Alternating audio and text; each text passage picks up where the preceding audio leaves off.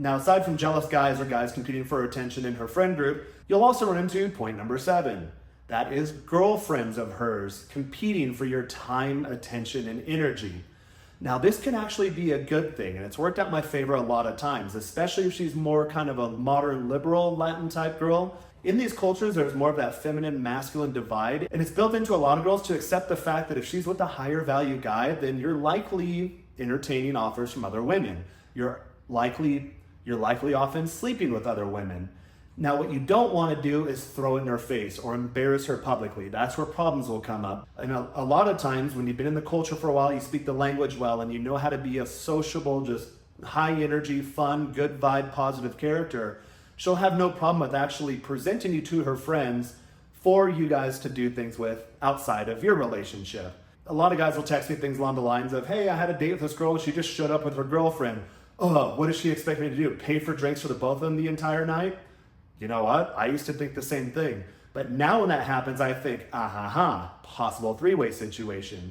Now, it will take some time and experience to learn how to do this correctly. Again, subscribe to the channel and you'll see more content in the future of precisely how to do that. But realize that it's not necessarily a bad thing. So you need to start reframing these things in your head.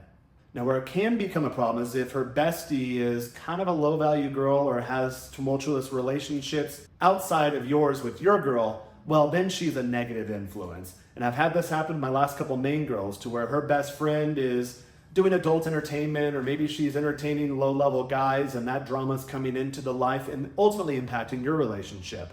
I've been out with plenty of girls to where her best girlfriend is the type that will try to tempt my girl with other guys. Hey, ditch plans with Jared and come out with me instead. We have some guys coming out. These are red flags, and if this does happen, then you just need to talk to your girl and let her know that, hey, that's fine, you can hang out with your girlfriends. In fact, I encourage you to have time for your other relationships.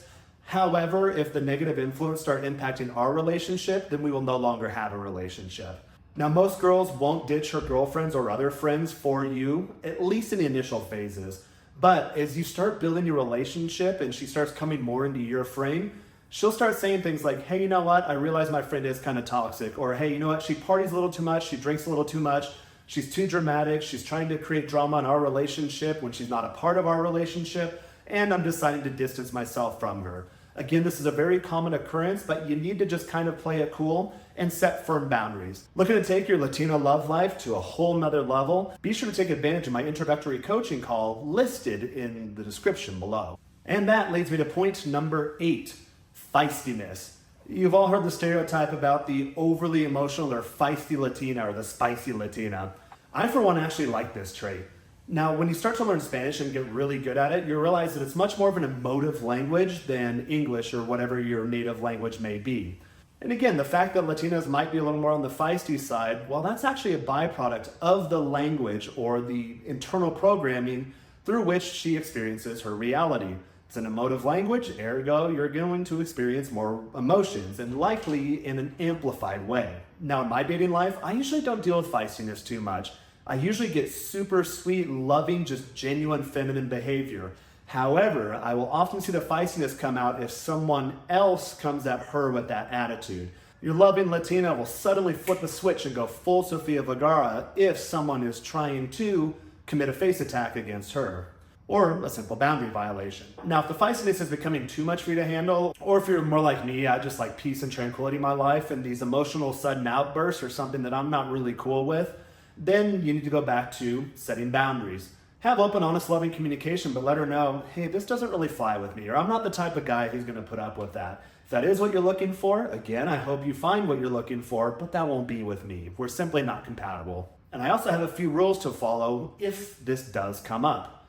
One is that we don't raise our voices at each other, especially in my own house. That is a no-go. 2, there's no swearing at each other, even if you get really, really excited as you're telling a story or making an emotional point, and it just kind of slips out. And 3, we don't go to bed mad. Now, this kind of falls in line with any guys who have dated girls in the US that say dude, bro, or man. No, I'm not your dude. No, I'm not your bro. No, don't call me man like you're one of the bros. But it's often an ingrained trait or habit that they kind of have to work out. So I will have a little patience in the get-go. However, if it's a recurring issue, I'll just let them know. Again, it's likely an issue, and it's obviously going to continue being an issue, and you know what? That's just not my thing. It's best we part paths amicably, and I wish you the best of luck in the future. But maybe you are like me, and I like a little degree of feistiness, just a little bit of spice. You'll see it in their food, especially in places where I live, like Mexico. There's a bit of a bite to this culture, which I like because American culture is largely kind of stale or stagnant in many places. Which leads me to my last point, number 9. Yeah, she might be a little feisty at times, but she could also be really loving and super sweet to a level where you've likely never experienced with more Anglo type women, which will often lead her to falling in and out of love very quickly. So if you're from the US like I am, you've probably had plenty of hookups to where the girl's essentially like a guy. Hey, you're hot. Hey, I think you're hot. You think I'm hot. Let's have fun.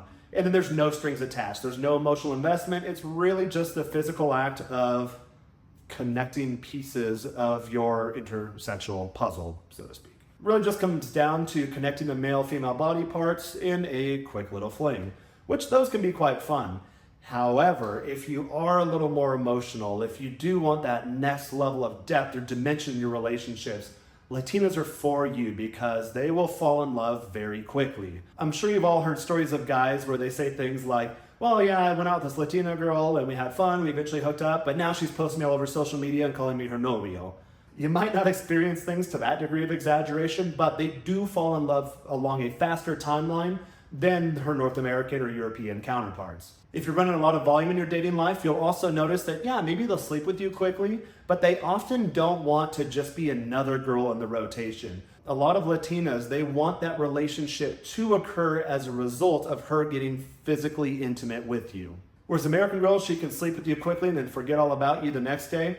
Latina girls can also do that, but usually there's a hope or an underlying desire that things will continue moving more towards the relationship type territory. In fact, a lot of girls that maybe it's just a one-time thing with will later confess that, hey, I really liked you and I wanted things to go further, but I understand that you're kind of playing the field too and I don't want to be just another girl.